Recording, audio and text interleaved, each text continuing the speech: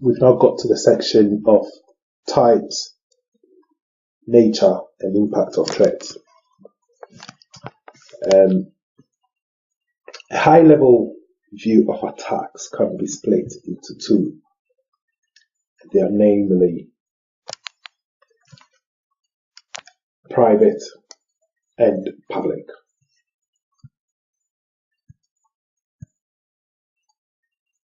Now, the private attacks would include cyber attacks to businesses and individuals. Some businesses allow employee devices and generally their infrastructure to integrate the architecture, that's the IT architecture, of businesses with that of individuals. Individuals, which could be employees, who use their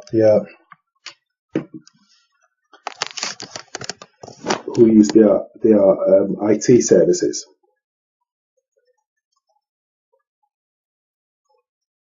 So that makes it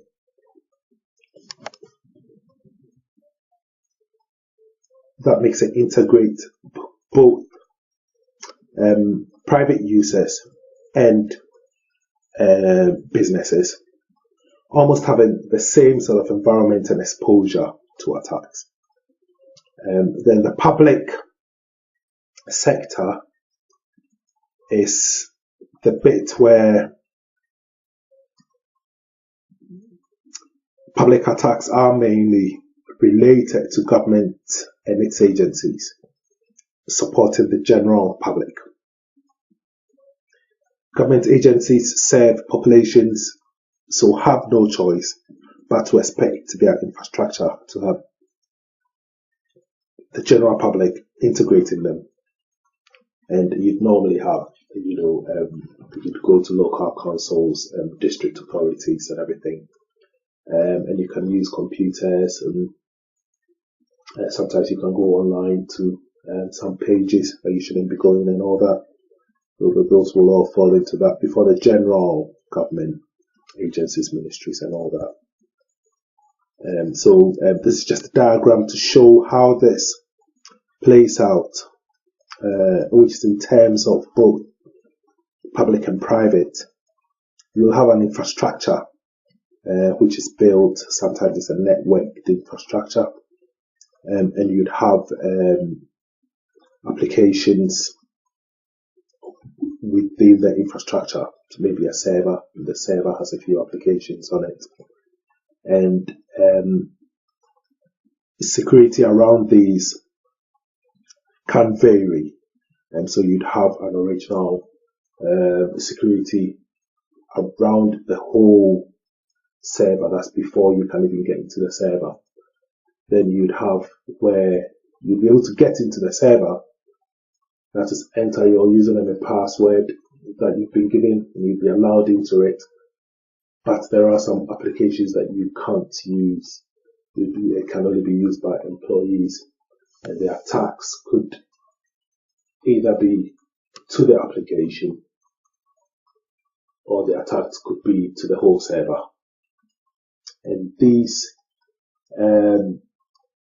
types and nature of attacks, they all bring with them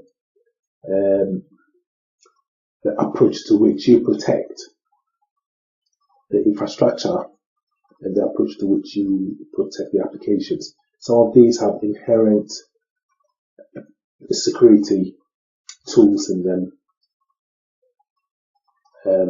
Some of them you'd have to add, so they might have a firewall, but then you'd get other tools that can be added to this to protect the infrastructure.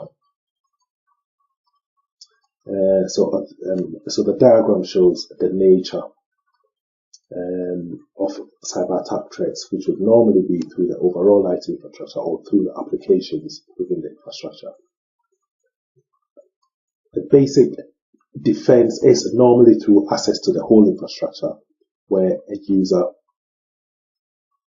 name and password through IAM, which is the Identity Access Management, through an established security team, can manage this. Managing separation of duties would also mean access to different applications being managed.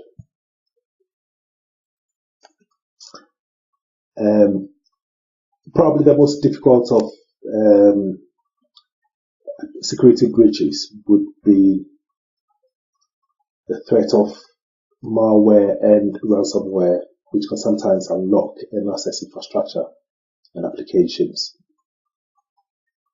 And they happen before a security update can be put in to protect that.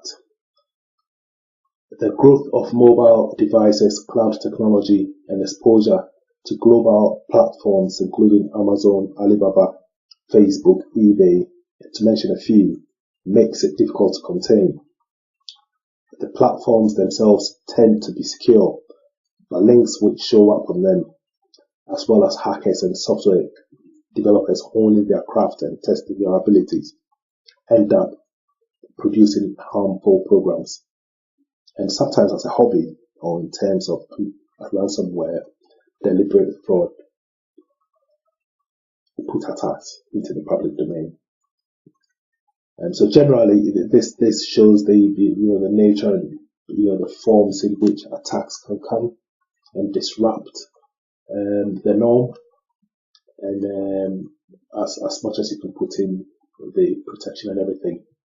With big businesses, there are the ITIL frameworks, which, as much as creates a level of protection, gives the next step as well in terms of the urgency and priority of disruptions to service. But then following these through would mean having a process in place, and otherwise it doesn't really secure you and your systems, which are embedded in a way of life in today's society.